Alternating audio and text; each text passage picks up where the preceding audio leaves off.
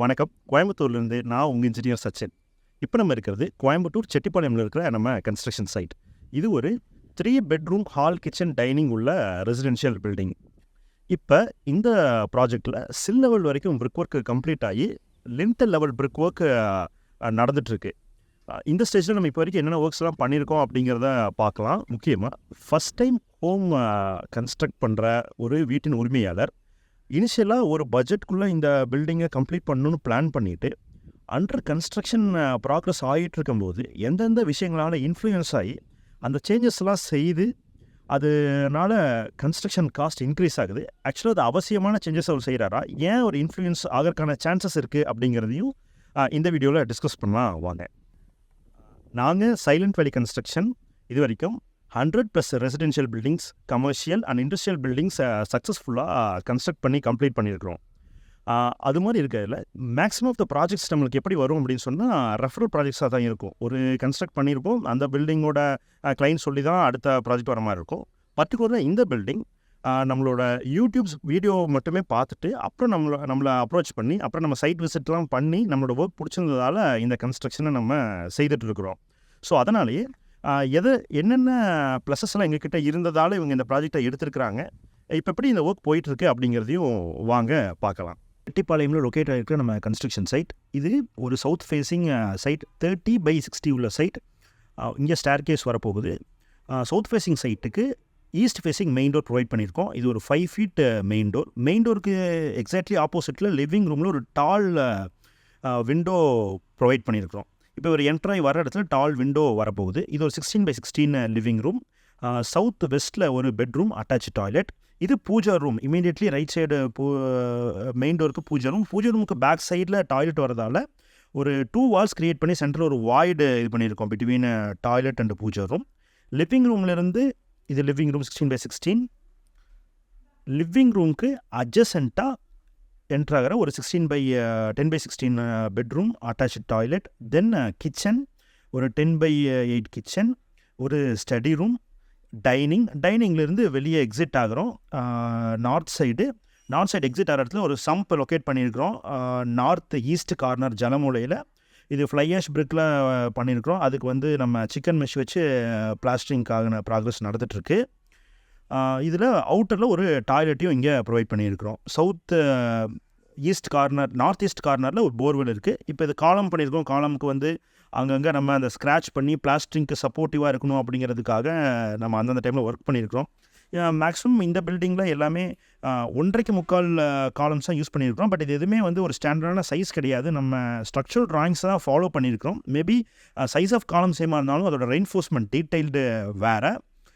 இதோட நம்ம பார்த்துட்டு இருக்க அந்த சின்ன சின்ன ரெயின்ஃபோர்ஸ்மெண்ட்ஸ் எல்லாமே பிளிந்த் பீம் செய்யும்போதே, கிரேட் பீம் செய்யும்போதே நம்ம காம்பவுண்ட் வாலோட பீமும் அதுக்கு அட்ஜசண்ட்டாக அட்டாச் பண்ண மாதிரி செஞ்சுருக்கிறோம். Basement work fly ash brick பண்ணியிருக்கிறோம். Grade beam fly ash. இது ஒரு டிபிசி கான்கிரீட் பேஸ்மெண்ட் லெவலில் பண்ணியிருக்கிறோம். அதுக்கு மேலே வரது எல்லாமே ரெட் பிரிக்ஸ். சூப்பர் ஸ்ட்ரக்சருக்கு கன்வென்ஷனாக ரெட் பிரிக்ஸ் யூஸ் பண்ணியிருக்கிறோம். வேணும்னா நம்ம ஃபுல் பில்டிங்குமே ஃப்ளை ஆஷ் போயிருக்கலாம், காஸ்ட் எஃபெக்டிவாக இருந்திருக்கும். பட் கிளைண்ட் கொஞ்சம் கன்வென்ஷனல் பிரிக்ஸை யூஸ் பண்ணுன்றதால நம்ம சூப்பர் ஸ்ட்ரக்சருக்கு ரெட் பிரிக்ஸை இங்கே ப்ரொவைட் பண்ணியிருக்கிறோம். ஸோ இதோட ஸ்ட்ரக்சரல் டீட்டெயில்ஸ்லாம் நம்ம இனிஷியலாகவே பிஃபோர் கான்ட்ராக்டே நம்ம கொடுத்துருக்குறோம். இது நம்ம யூஸ் பண்ணுற red bricks, wire cut red bricks use பண்ணிகிட்ருக்கிறோம். ஸோ அதோட குவாலிட்டியை பார்க்கலாம். இது பேஸ்மெண்ட்டுக்கு யூஸ் பண்ண சப்ஸ்ட்ரக்சருக்கு யூஸ் பண்ண ஃப்ளை ஆஷ் பிரிக்ஸ். ஸோ இங்கே நம்ம காம்பவுண்ட் வாலோட பீமை இனிஷியலாக கிரேட் பீம், எர்த் பீம் பண்ணும்போதே அந்த பீமையும் கம்ப்ளீட் பண்ணிடுறோம். லாஸ்ட் ஸ்டேஜில் நம்ம செய்யும்போது நம்ம ஃபில் பண்ண கிராவலுக்கு மேலேயே பண்ணுற மாதிரி இருக்கும். ஸோ அப்புறம் இன்னொன்று கனெக்டிவிட்டி இருக்காது நம்மளோட பில்டிங்க்கு. இது நம்ம அங்கங்கே எங்கே நமக்கு கனெக்ஷன்ஸ் தேவையோ அப்போவே நம்ம அது மாதிரி கனெக்ட் பண்ணி தான் இந்த காம்பவுண்ட் வாலோட பீமை செய்திருக்கிறோம். ஸோ இப்போ சில் வரைக்கும் கன்ஸ்ட்ரக்ட் ஆகி சில இடத்துல லிண்டல் பிரிக் ஒர்க்கு நடந்துகிட்ருக்கு. சில் லெவலில் சில் கான்க்ரீட் பண்ணுறோம். லிண்டல் லெவலில் த்ரூ லிண்டல் நம்ம இதுக்கப்புறம் செய்வோம். பேஸ்மெண்ட் ஸ்டேஜை ரீச் ஆகும்போது இந்த ப்ராஜெக்டோட ஹவுஸ் ஓனருக்கு ஒரு மனக்குழப்பம் ஏற்பட்டது. அது என்னென்னா, இங்கே இருந்து பார்க்குற தூரத்தில் இருக்கிற ஒரு வீடு, சுமார் 50 மீட்டர் தொலைவில் இருக்கிற இந்த வீட்டோட பேஸ்மெண்ட் 5 அடியிலிருந்து 6 அடி இருக்கும். அதோட பேஸ்மெண்ட்டு நம்மளும் உயர்த்திடலாம்னு யோசித்தார். ஏன்னா நாங்கள் இனிஷியல் எஸ்டிமேட் பண்ணும்போது இந்த சைட் கண்டிஷனை ஸ்டடி பண்ணி ஆப்போசிட் இருக்கிற வீடுக பக்கத்தில் இருக்கிற கன்ஸ்ட்ரக்ஷனோட பேஸ்மெண்ட் ஹைட்டெல்லாம் பிளான் பண்ணி இந்த வீட்டுக்கு 3 feet பேஸ்மெண்ட் ஹைட்டு போதுமானதுன்னு எஸ்டிமேட் பண்ணி பட்ஜெட் பிளான் பண்ணியிருக்கிறோம்.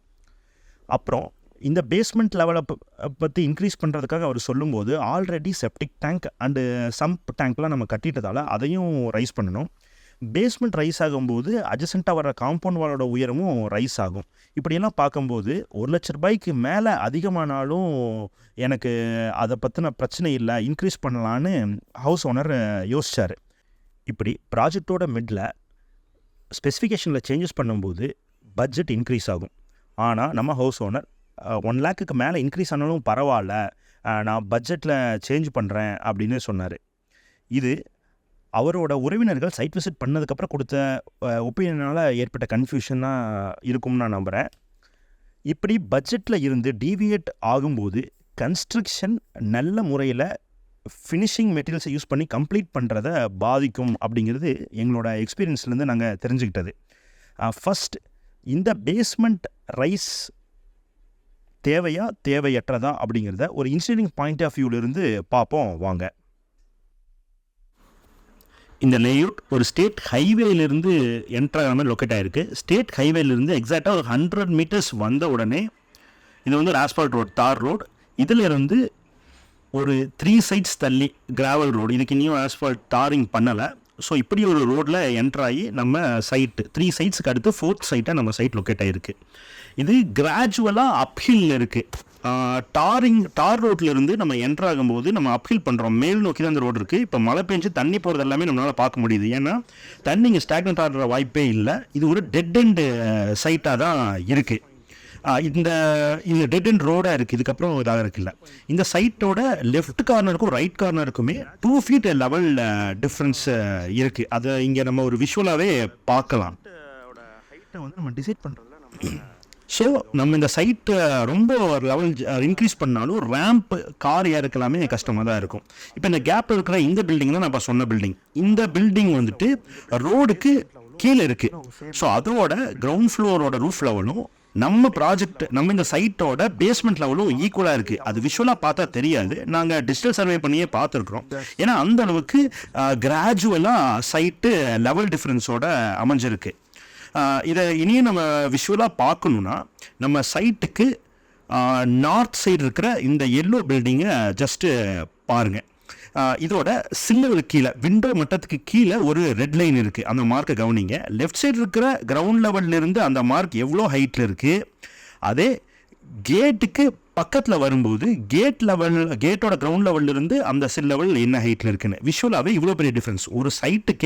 ஒரு சைட்டோட லெஃப்ட் போர்ஷன்லேருந்து ரைட் போர்ஷனுக்கு 2 feet இன்க்ரீஸ் ஆகுது. ஸோ இந்த சைட்லேயும் எந்த காரணத்துக்கு கொண்டும் கேட்டு முன்னாடி தண்ணி ஸ்டாக்னட் ஆகிறதுக்கான வாய்ப்பே கிடையாது.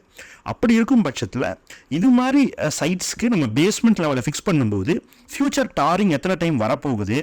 இது டெட் எண்ட், இது ஒரு மெயின் ரோடாக இருந்துச்சுன்னா திருப்பியும் ஆஸ்பால்ட் டாரிங் வந்து வரலாம். ஆனால் இது ஒரு டெட் எண்ட் சைட்டுன்றதால இமீடியட்டாக இதுலேருந்து மொத்தமே ஒரு 5 to 6 sites தான் இருக்குது. அதுக்கப்புறம் dead end. So one staring பண்ணிட்டு அதுக்கப்புறம் மேபி ஒரு 5 to 10 years அப்புறம் தான் நெக்ஸ்ட் ஸ்டாரிங் வரும். ஸோ லெவல் நிறைய இன்க்ரீஸ் ஆகாதுங்கிறதாலையும் நம்ம இஃப் ரெக்வயர்ட்னா தான் இதோட பேஸ்மெண்ட் ஹைட்டை நம்ம கொடுக்கணும். ஹவுஸ் ஓனருக்கு டீட்டெயிலாக எக்ஸ்பிளைன் பண்ணி பட்ஜெட்டில் எந்த சேஞ்சஸும் பண்ணாமல் இந்த ப்ராஜெக்டோட பேஸ்மெண்ட் ஹைட்டை 3 feet 6 inches செட் பண்ணி கன்ஸ்ட்ரக்ஷனை எக்ஸிக்யூட் பண்ணிகிட்டு இருக்கிறோம். வீடியோ உங்களுக்கு பயனுள்ளதாக அமைஞ்சிருக்கும்னு நான் நம்புகிறேன். இதுபோல் ஒரு அழகான தரமான வீடு உங்களுக்கும் கட்டணுமானா மேலே இருக்கிற எங்களோட ஃபோன் நம்பரை கான்டாக்ட் பண்ணுங்கள். நன்றி.